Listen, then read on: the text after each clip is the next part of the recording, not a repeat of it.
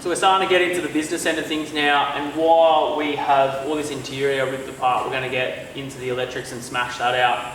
So the other day we installed the tyres. That's going to come in another episode, so make sure you check that one out when it is available. We're also halfway through our rock slider install, just waiting on a couple of parts there so we can get that one done.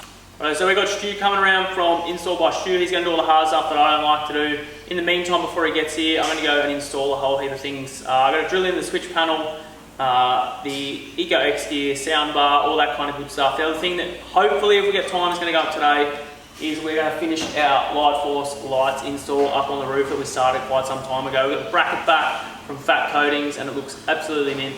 So we've got all those lights installed and this thing is really going to start to take shape now.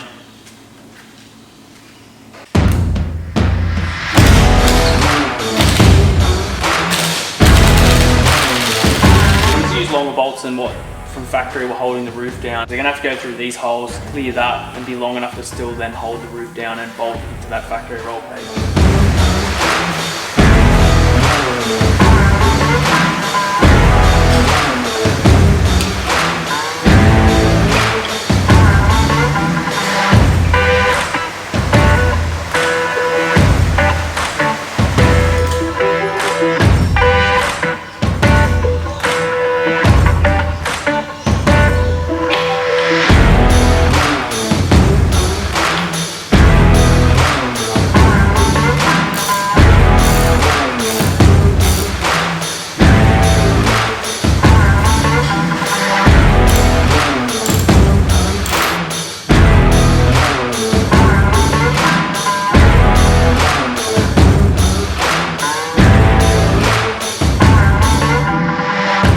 So we've been umming and ahhing exactly where to chuck the UHF. The idea is that we want to put it high and dry because it's not a waterproof unit. If this buggy ever goes submarining, which it probably will, we don't want to destroy things like UHFs, otherwise we're going to be forking out a lot of money all the time. So what we've come up with is we're actually going to mount it to this roll bar here. It's going to be like probably a temporary install and we'll come up with a better option long term. But regardless, it'll probably stay up high on the roof.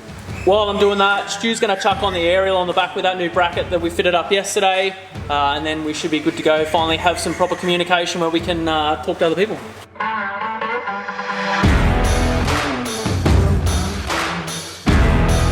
Okay guys, just thought I'd give a bit of a tip. When you're trying to put things through some of these channels, which are quite narrow, one of the things that I learned many years ago is that by using something stiff like a cable tie, and then you get the end of the wire that you want to put through, and then you just quite simply add it to that, tape it up, and then you can actually slide that through most channels like I have up the top here, and quite easily pull most things through tiny little holes. And the reason why we're doing it at the top here is because obviously with this being an off-road vehicle, the higher it is, it means less chance of it going in the drink. Keeps it nice and safe, and with all these channelings, keeps the wiring safe as well, I suppose, if you're going through trees and stuff like that.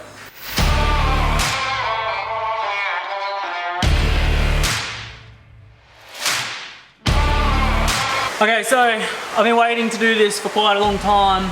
We're gonna finally get to chuck the ECOXGEAR speaker up.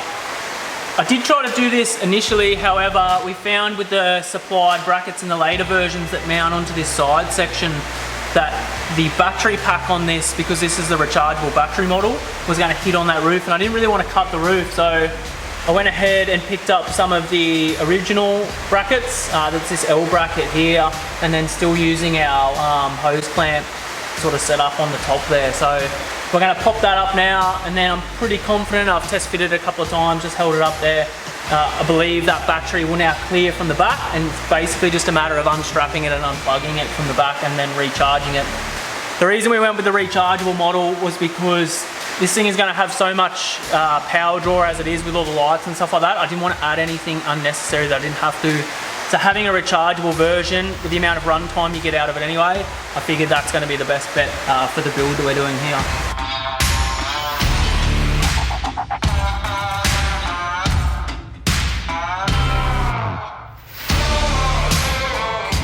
So we've mounted up the ECOXGEAR Soundbar, and to say I'm impressed is an understatement. I'm actually so excited that this thing has turned into a little party bus. It's become affectionately known by me as the Nugget now, just because it's getting so thick in all aspects of its life, and to have this speaker behind our head to be able to drive it anywhere where we want to party, oh, I'll tell you what, absolutely stoked.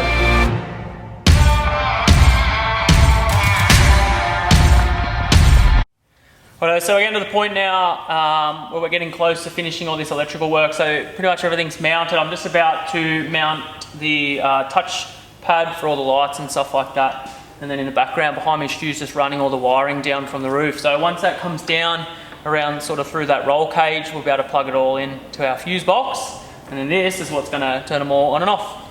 Cue montage.